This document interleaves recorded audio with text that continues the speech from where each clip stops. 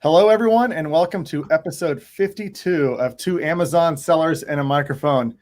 Today, Chris and I have one of our favorite guests to come on with us. No doubt. Francois Jaffres from Noviland. Francois, what's happening? A lot. We talked briefly before this. For starters, love the energy, love the morning energy. Chris, I saw that you have a new little workout set. Yeah, get swole over here. Some great New Year's plans, I'm sure. And but now with supply chain, it's been insane, man. With Chinese New Year coming up, and we'll talk about things like logistics, FX, sourcing, how to interact with manufacturers, everything. But I guess to sum it up in a nutshell, it's been nuts. Yeah.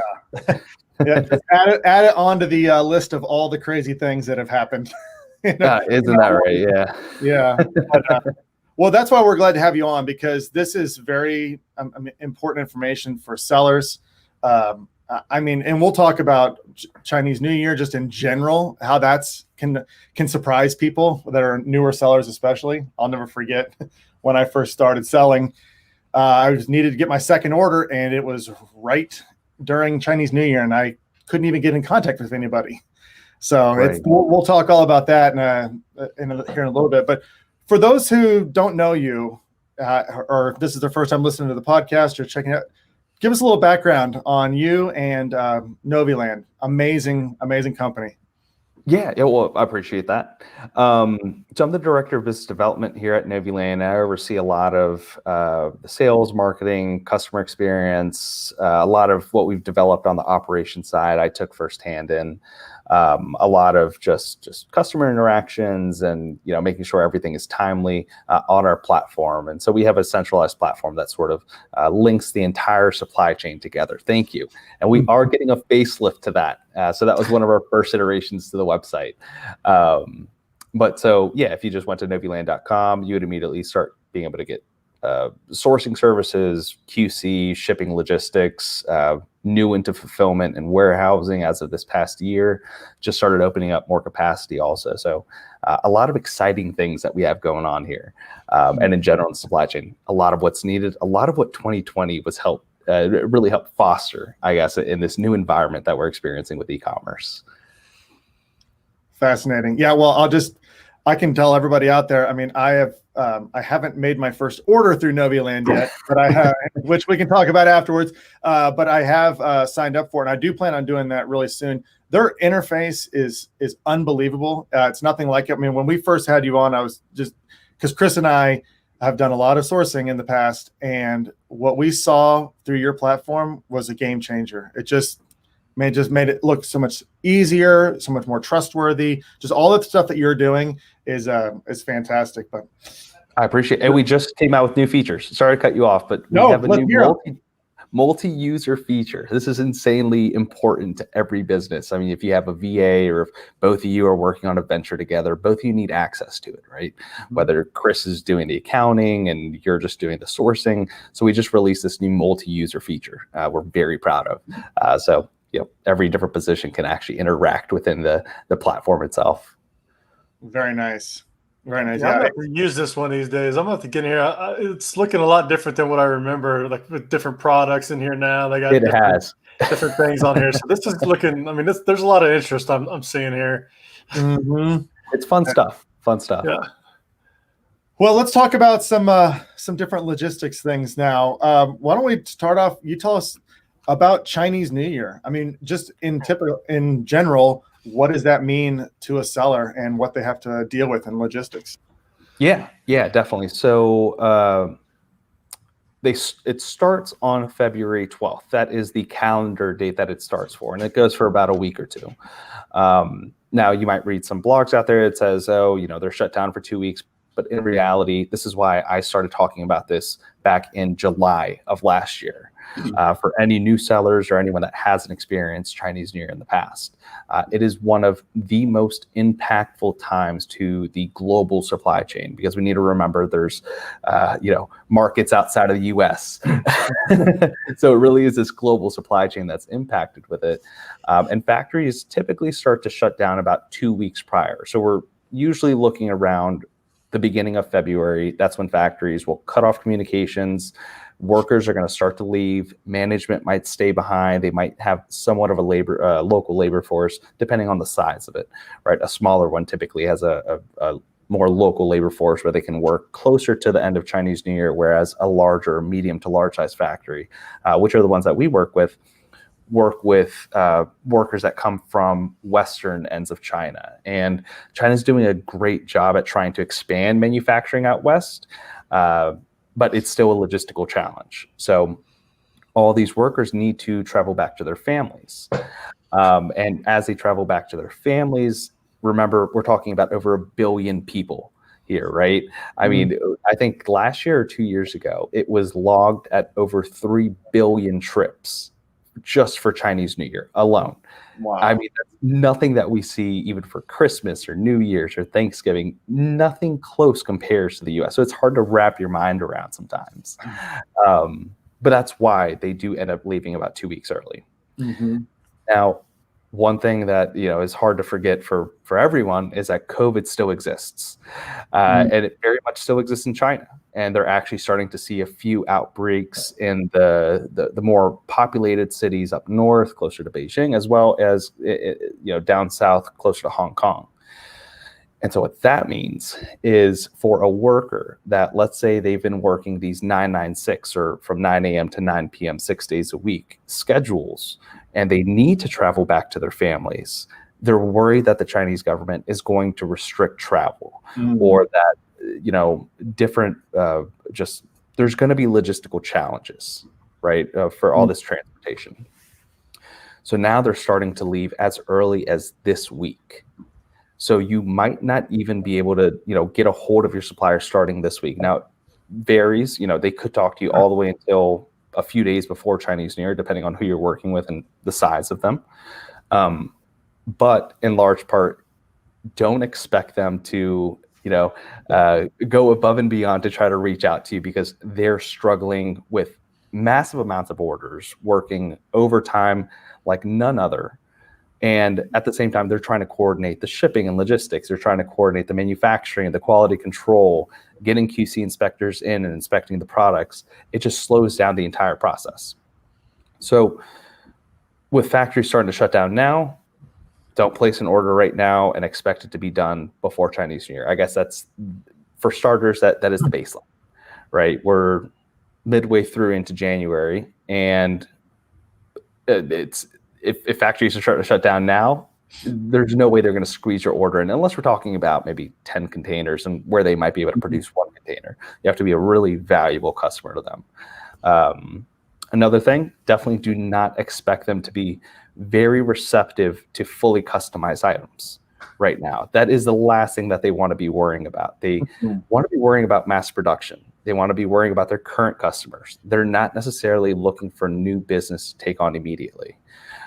They're looking for new business to put in their pipeline, but not to manufacture on the spot. Definitely not to develop for you. And this is a big thing that I tend to see with Amazon sellers, but really a lot of businesses that don't have experience around this time, is if you don't come to them with a proper RFQ, and RFQ being a request for quote. Let's say you just ask them for a catalog, or you say, I want this beautiful tumbler and it just has to kind of look like this, but I want the top to sort of slide a different way. They're not going to develop that for you. They're going to say, hey, give me the CAD files. I'll see, how many molds that might take, how complex it is. But they might not even be able to do that because their engineers are on the floor. And they're inspecting, the quality assurance, which is different than quality control, but is important to know. So quality assurance is essentially quality control inspections throughout manufacturing, whereas quality control is inspection on the final product. So in a nutshell, I guess, don't try to get anything manufactured or expect too much from your factories right now. Now is the time for relationship building, and it's a time for planning and forecasting. That's really where you can spend a lot of your time and be most, I guess, efficient with your time. And I remember this going back and forth with trying to get an order out. especially after the holidays. You're like, oh, I need to get another one in, and it's a headache. Like this whole logistics is just a whole new like department for itself as far as you're planning your order out. Say it's July, you're not even thinking about Chinese New Year. Like you're just worried about Q4 and the holiday. So Right.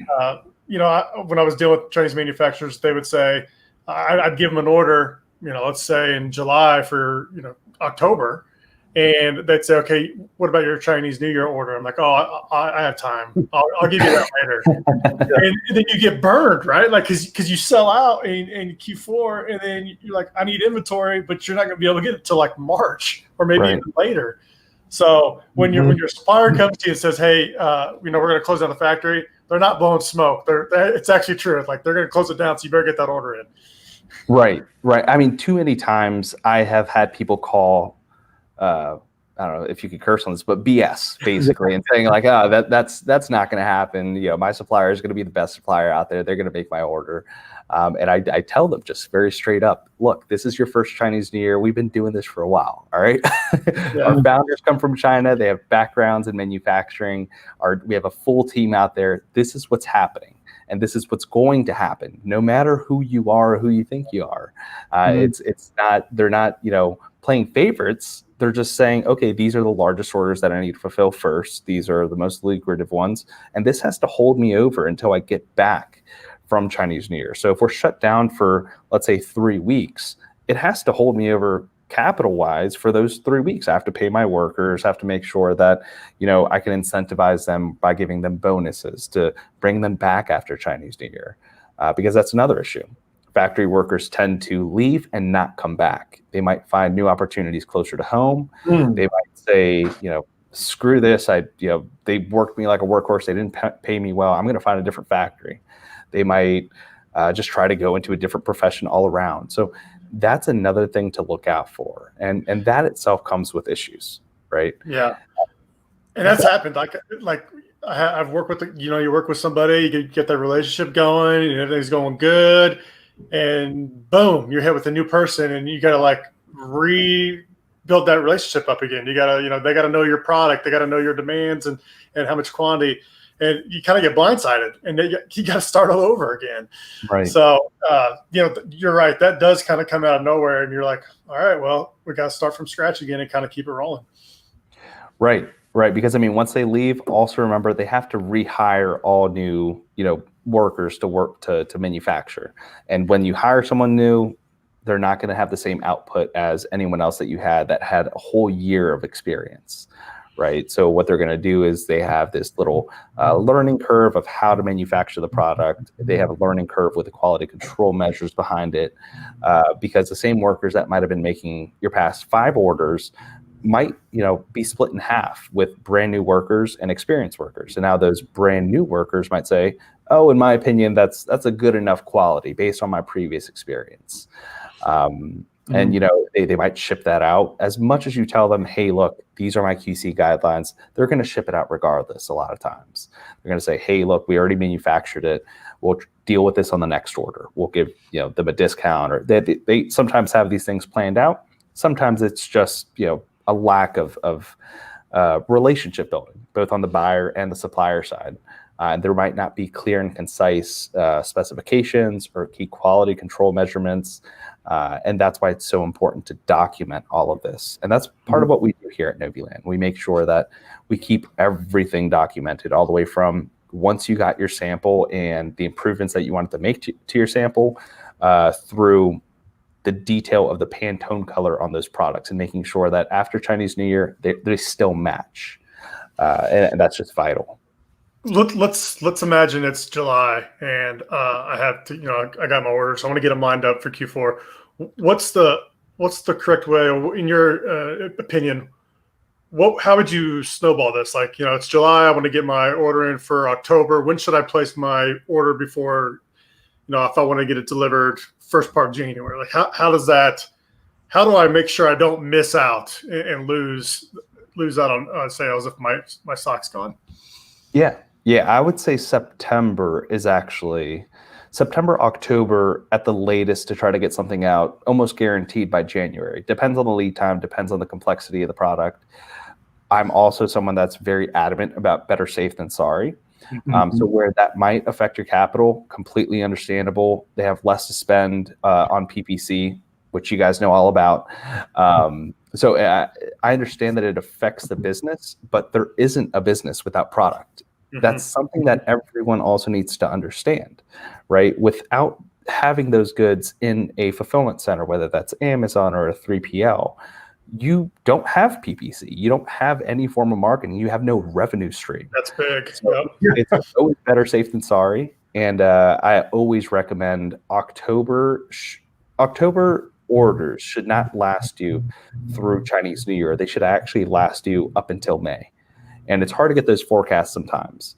And it's hard because, you're worried about FBA storage fees. And, what if I send it all to FBA? Now they decided to increase their IPI again to 500. And now I have too much excess. So I understand there's a lot of moving variables, but there's a lot of options out there, right? There's fulfillment centers that you can partner with. You can talk to your supplier about storing it in their warehouse, maybe paying them a little bit extra. There's fulfillment centers in China that can just store it also and just ship it as needed.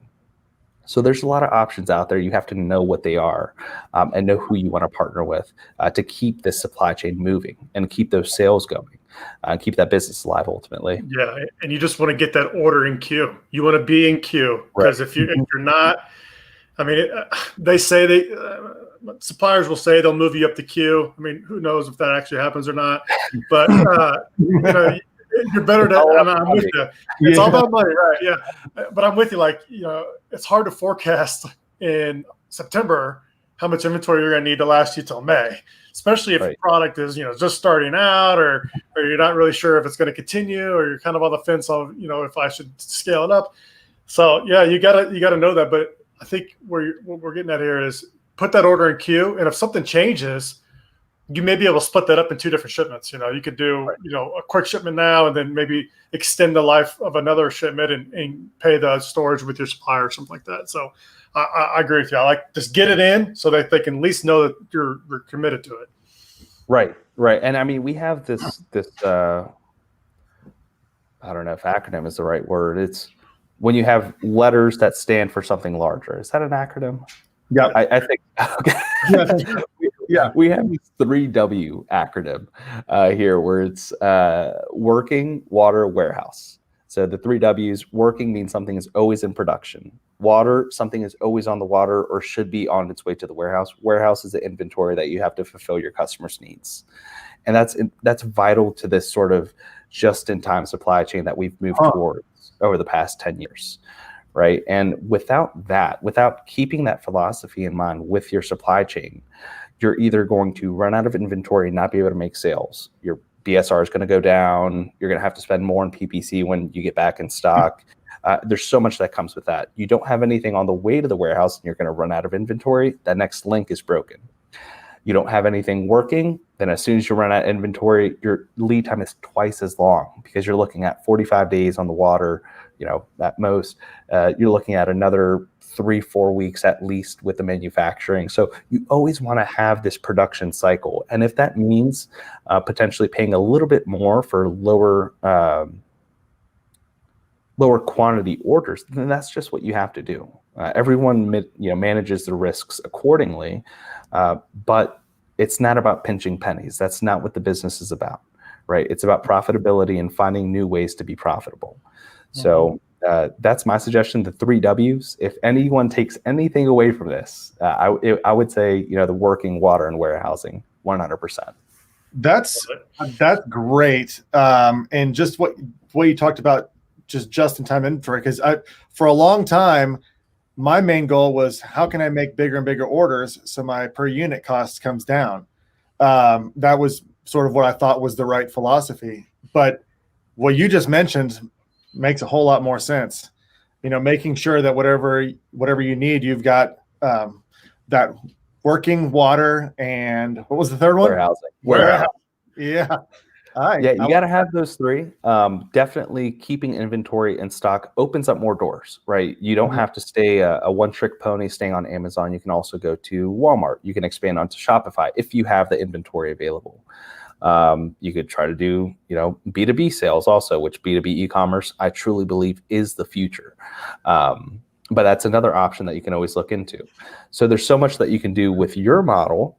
100%, it's all about capital. A lot of Amazon sellers don't tend to have the capital to be able to place those larger orders to get those unit costs down. Or they might not know the resources, hey, which 3PLs can I partner with? What are those carrying costs and the holding costs? What are the direct-to-consumer shipping costs from those fulfillment centers? But when you do have inventory, you also mitigate a lot of those risks, right? You don't have to worry about those extended lead times or running out of stock necessarily. But you have to find that balance, the 3 W's and, having excess inventory sometimes. Well, I got a question real quick. Go ahead. With Noviland, how do you help a seller arrange all this? Do you help that negotiation process with the supplier to where there's systematic shipments coming out so that we can maintain this working water warehouse plan? Yeah, so since we're fully integrated in the supply chain all the way from the factory through the logistics and the fulfillment, so we have our own fulfillment centers, we're able to help every seller in that way. So we can negotiate those different quantities, of course, but also let's say they did want to place an order for a larger quantity. Let's say 5,000 units as opposed to the traditional 1,000 units. And they get a better price tier then. The manufacturer's happy. They see this customer growing at the same time. And so when they see that, we help them cut out those unit costs. Then we talk about logistics and warehousing, right? That's the next step in the supply chain. We have our warehouses in China that we can offer them much better rates than here in the US. So now let's say out of those 5,000, they only want 1,000 to go to Amazon FBA. We'll have the factory actually prep 1,000 units for FBA with all the labels. The master cartons have to be under 50 pounds, but that might not be the most optimal for shipping or sea shipping. So in that case, we might work with them and say, okay, let's keep the other 4,000 in China and we'll ship it as needed. Or, hey, we see logistics prices soaring. And right now is a really good time because we're expecting a general rate increase. And what a general rate increase is, basically the shipping carriers are imposing increases on the freight forwarders, just saying this space is more lucrative now. So we want to sort of balance out that supply and demand side. But then we would help them, transport all those maybe to the US and we'll store it at one of our fulfillment centers here. And so they'll still have that warehousing. We can have the manufacturer continue making product unless that customer knows 5,000 is going to last me 6 months. We don't need it until 3 months from now. Our product specialist will follow up in 3 months and they'll say, hey, how's everything going? Is your order going to be ready to be placed? Factories need to account for the currency exchange rate, which again, something else that we'll dive a little bit into.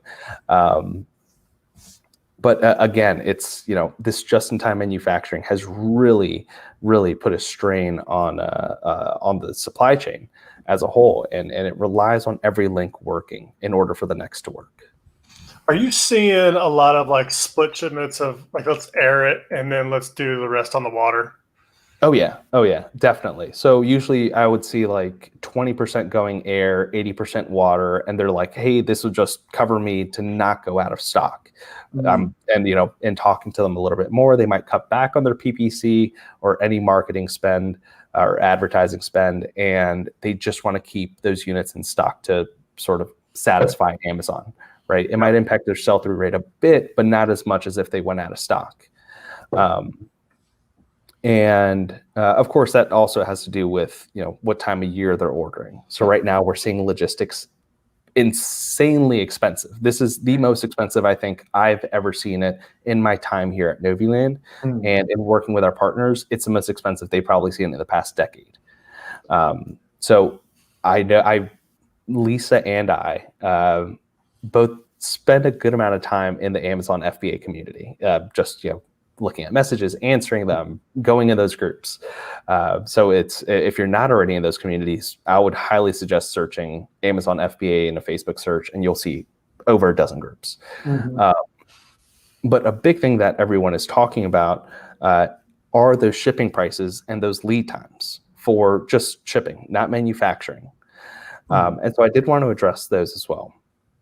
So shipping itself, to put things into perspective. Uh-oh. Think we Looks lost. like awesome. That's all right. He's coming back. He's coming back. Yeah. He's hitting on some good stuff there. I mean, all that logistics and stuff that we were talking about, here he is. Okay. Hey, something went wrong. That's all right. To put things into perspective, just to catch myself back up, put things back into perspective, the Long Beach port has thousands of containers that aren't able to be brought into the U.S. just because they're so backed up in customs there. So now we're putting a strain at the ports, and we have a container shortage, right? So this container shortage, and again, I get called out where people think this is complete BS also. Mm-hmm. Keep in mind that China has continuously been exporting product throughout the entire year, and not just your product, talking about PPE, right? Everyone thought, it'll be fine right after PPE, supply chain will pick back up. Well, guess again, everyone wanted to ship their masks. Everyone wanted to ship their sanitizer from China to the US and globally in these 40-foot containers. So we're seeing this massive shortage, and the shipping carriers realize that. So they're increasing their prices. Freight forwarders have to book those containers at least 3 weeks in advance. If you're trying to book a freight forwarder or a container a week out, 2 weeks out, it's almost guaranteed that no matter what they say, no matter what promises they make, you're not going to make that happen. And so what we're seeing a lot of companies actually do is where they were previously going with FCLs or full container loads for the 40-foots, they're now going with smaller LCLs. So they're LCLs are less than container loads. And they're okay with sharing that space because those are quicker to get on the ship. The freight forwarders pay the shipping carriers a bit more because they charge everyone a bit more, right? Especially if you're shipping, let's say, half a cubic meter, you're still paying that $800 to $1,000 flat fee that they'll charge you for that full cubic meter. So they have better margins than if you were to go with full container loads. So that's, I guess, one tip for anyone that might be moving container loads. Another thing that a lot of freight forwarders are moving towards is this, and I know Flexport is pushing this a ton. I see it everywhere. Priority shipments. And what that means is you're going to be paying a premium. First of all, it's not going to be cheaper, and it's already expensive. You're going to be paying even more. Mm-hmm. But you're paying a premium to try to lock in a space, lock in a container, and lock in a spot on that ship. And so they will pay the carriers a ton more to actually get that guaranteed, even though in the shipping and logistics world, nothing is guaranteed. With enough money, most things are. Mm-hmm. And so they're able to do that. But I mean, that's again where you have to really weigh your risks.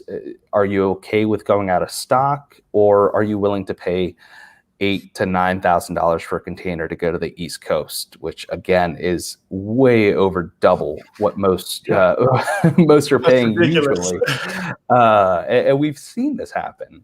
And then just to sort of touch on the next step of that, when it gets sent to fulfillment centers are also tremendously backed up. So when it's going through that last mile trucking, you might get hit with accessorial charges, trucking wait times, or demurrage or pre-pulls from the truck yard. These can add up, right? If you're doing a lot of volume, then they can add up tremendously, a few $100s for every accessorial charge. That's not your 3PL charging you. That is the freight forwarder charging you because they can't get it into the 3PL itself. That's why it's so important to actually have a good partner. But yeah, I mean, that's just a little bit about what makes logistics so insane right now. Also keep in mind that everyone that was wise enough to order their inventory back in October or September to try to fulfill before Chinese New Year, they placed massive orders, again, to last them through May, because once factories come back, there's going to be a lag time. You're not going to be able to get it by May. So as they place these larger orders, again, this is a global scale, not just the US. Everyone is aware of this. So everyone's trying to get that spot in. So that's why it's really a supply chain. And there's always that metaphor of, the chains are the links. And if one link breaks, then you're only as strong as the weakest one. So whether that comes to manufacturing, logistics, fulfillment, it's important to know your stuff. And that's really what I'm trying to get at here today. Yeah, and as a seller, even a new seller, you could try out with one product, but you start scaling up, I'm telling you, you're going to need somebody in your corner to help you with logistics because you're going to lose focus, and then your product will slip a little bit. And now you got to get that back up. So as you scale, it's always good to have somebody in your corner as a supply chain manager, so that they know what's going on. They're keeping contact with the manufacturing. They know where your shipments are at. They know when they get to the port. They're going to help you with getting inventory into Amazon. It's just something that I wish I would have outsourced when I first started, so I didn't have to worry about that, because it's a whole different deal. It is. I mean, working with one product is a lot more manageable than working with 10. I mean, even working with 5. I see that it is a tremendous struggle trying to coordinate with all the different suppliers. Luckily, that's what our team is really good at, and having boots on the ground and building those relationships. And once you build those relationships, you actually get a lot more honesty from the factories, where they're not going to BS you and say, yeah, we'll try to get it done before Chinese New Year. This might happen. Once you have that relationship, they're like, no, man, come on. I told you this 5 months ago. Place your order. This is not going to happen. Now, of course, we have to relay that in a kinder way, Sure. but that is the reality of it. Right. It's again, no one is playing favorites or this or that. It's just the reality of every year this is going to happen. And every year you should not be surprised that this happens. You should listen to the Lozo podcast and listen to this episode and realize that this is going to happen in 2022 also. Well, it's funny how us as just humans, we always think the bad, the negative. It's like somebody's blowing smoke up, and giving us the BS. And it's right. Maybe if we just turned our mindset differently and just started to put more trust in people who do this every day, we wouldn't have all these headaches and chasing our tails around, and just go with it the first time. And then if it burns you, maybe you'll learn the second time around. But it's funny how we always have our guard up because we just don't want to get burned. And sometimes we gotta let that guard down. Yeah. I mean, always trust, but also verify, right? I have no idea who coined that term, but trust but verify is hands down. That is our job, right? We're meant to do that for all of our users, all of our customers. So yeah, that's essentially what's going on with logistics, with sourcing, manufacturing.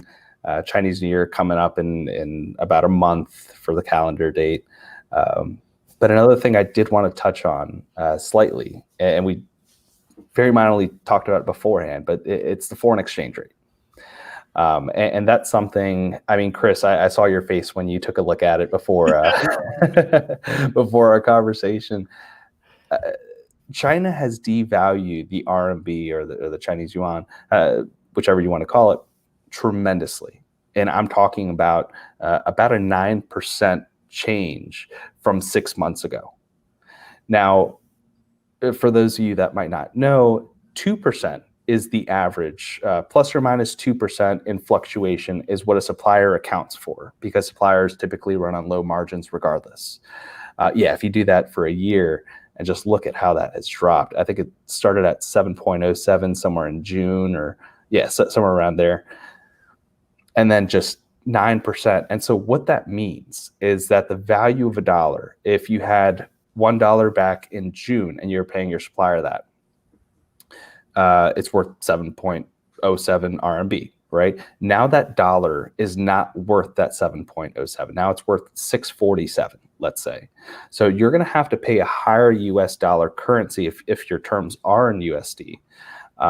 And that's just going to be the nature of it. If you see a dramatic increase in your pricing, again, I'm talking about that 9%, it is natural. You have to look at the global exchange rates, and this is natural in international business.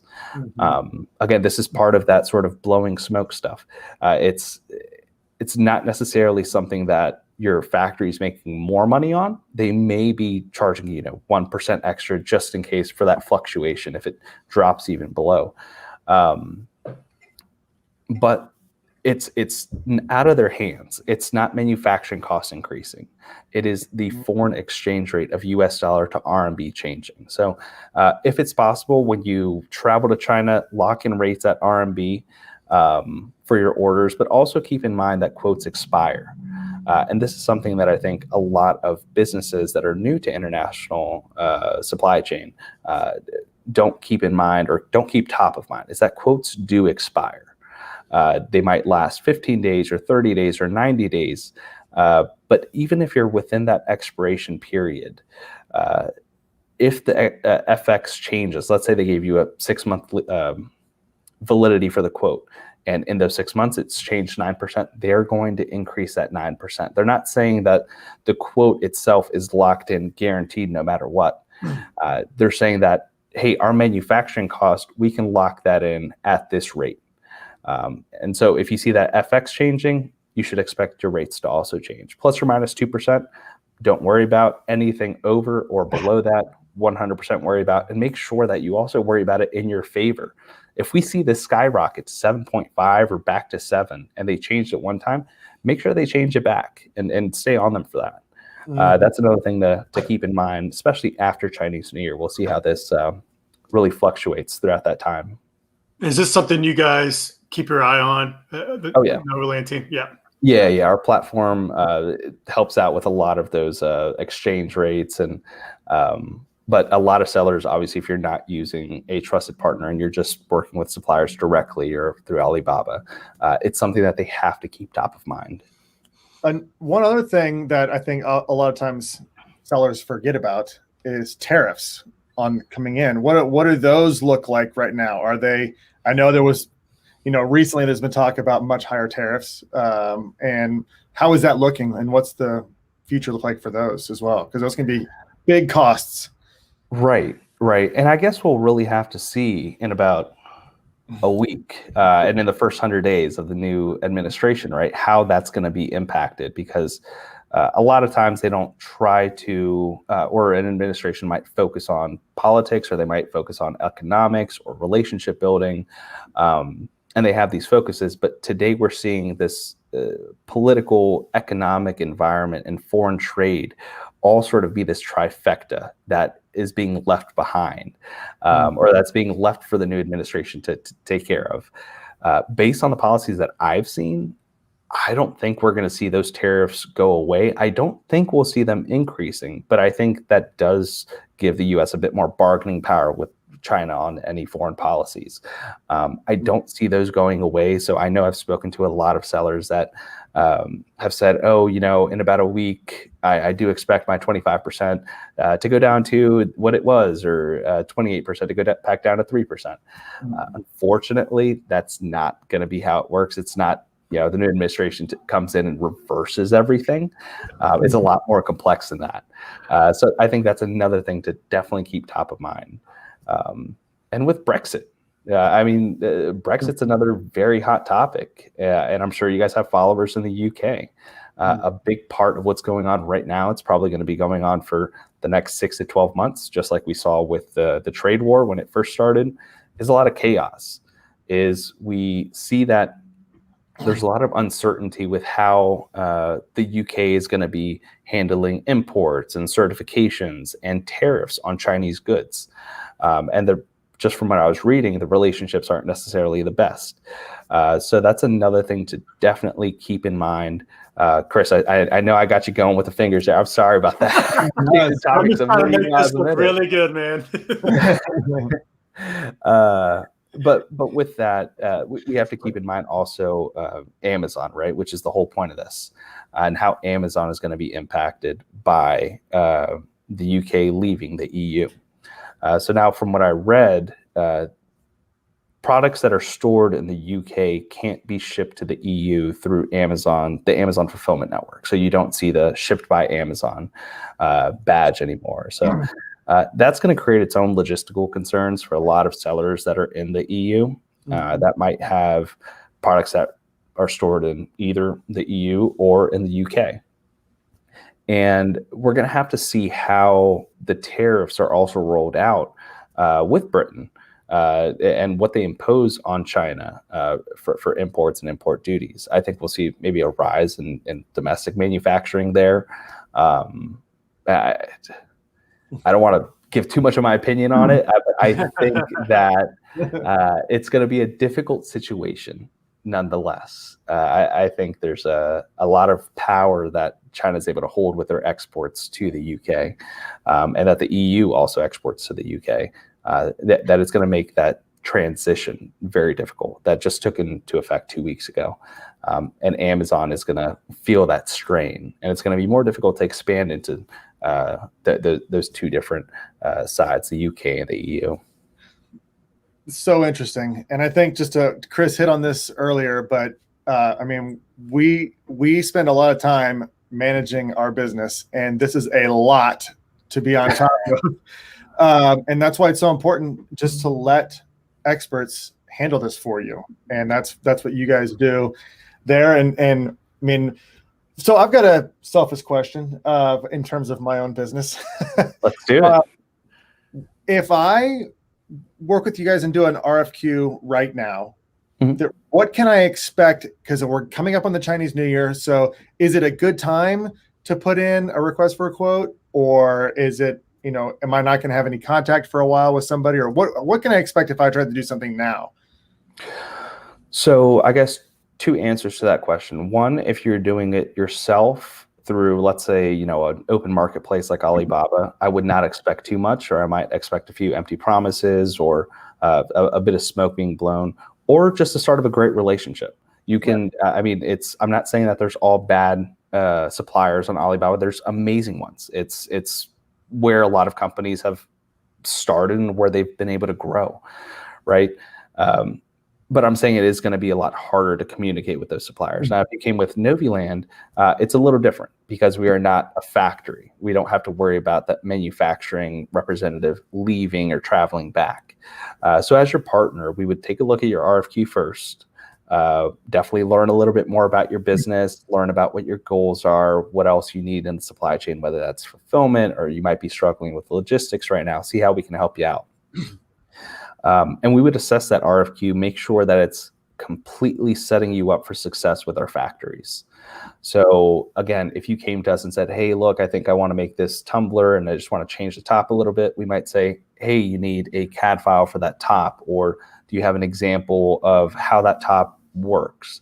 Or, talking about your budget, which is a difficult conversation that sometimes is sprung up on an Amazon seller, and just say, hey, with these expectations that you have, look, you can't start with $2,000. If you wanted to buy something and white label it, maybe, but this is a customized product.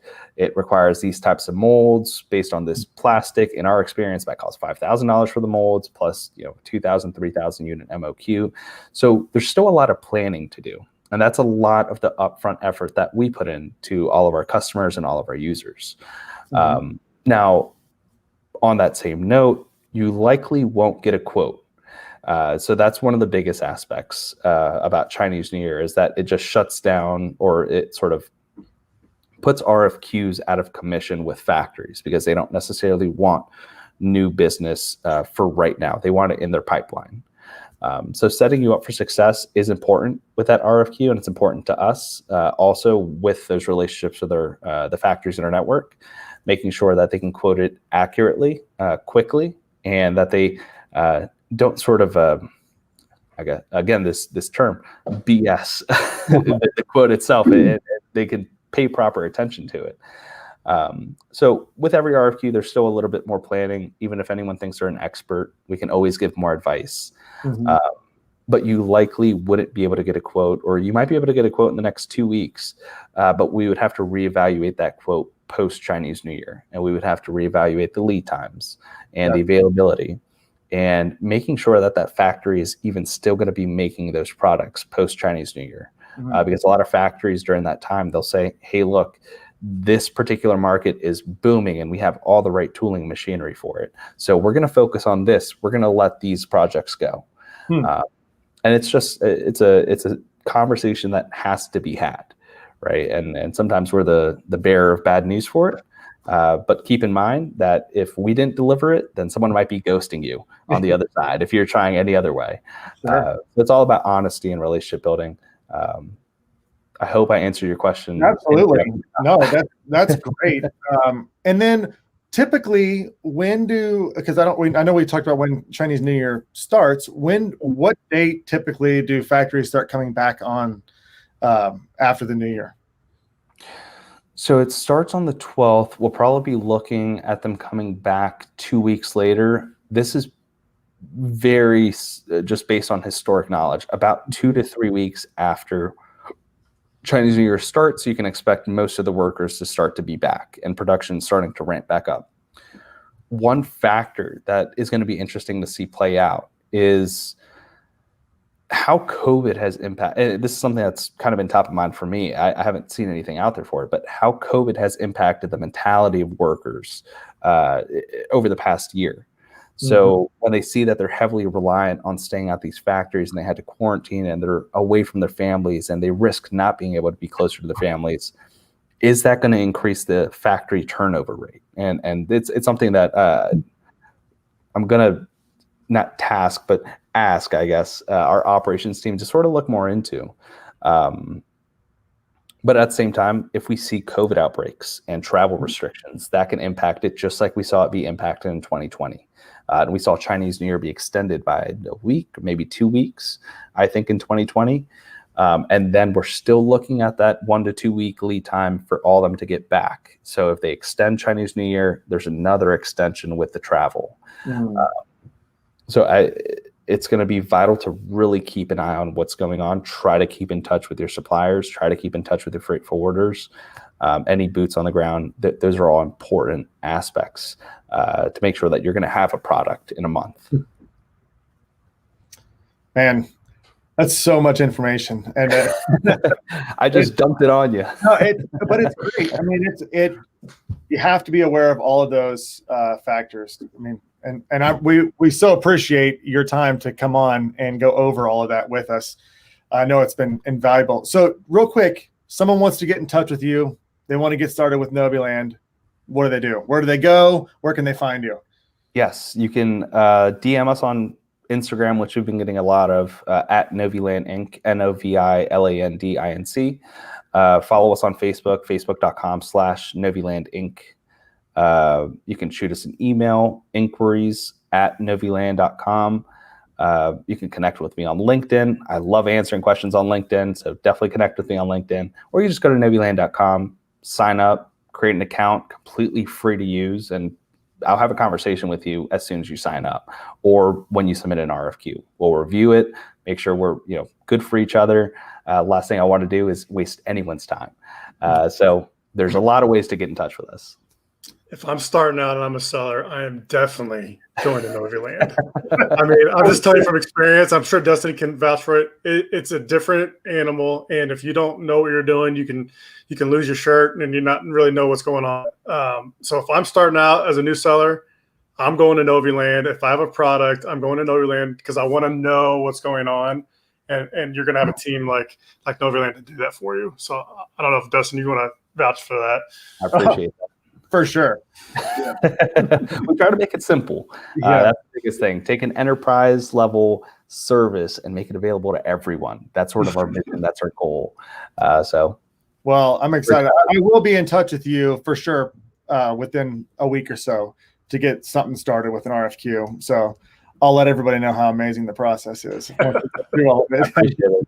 It's going to be great. Guys. Oh, man, thanks so much. And everyone who's listening, if you love this kind of content, if you want to see more of it, you can find us on Facebook at the Solozo page on Facebook, Solozo on LinkedIn, Solozo on YouTube. We go live on all of those with all of our podcasts. Of course, please like our podcast, leave us a review, subscribe to it. So you can what they do? They point at it like this. Subscribe right here. Yeah. Wherever it's at. Oh, man. Francois, thanks so much for the time today. Just great information. And we'll be having you back on soon. Appreciate it, guys. Looking forward to it. Thanks, man. See ya. Bye.